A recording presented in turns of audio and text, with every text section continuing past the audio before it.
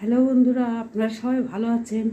আজকে আমাদের জলখাবারে হবে লুচি আর আলুর তরকারি। মৌরি, এলাচ, 1 চামচের মতো তেল আর এই খাওয়ার সোডা দিলাম। গ্যাসটাকে অফ করে দিচ্ছি। এই মাখিয়েছি ভালো করে ঠেসে ঠেসে। এবার ওপরে একটু তেল লাগিয়ে এই ভিজে ন্যাক। এবার তেলের মধ্যে পেঁয়াজ বড় বড় করে কেটে দিয়েছি, লঙ্কা আর আলু দেওয়া আছে। এবার আলুগুলো দিয়ে দেবো, দিয়ে একটু জল দিয়ে একটা সিটি দেবো।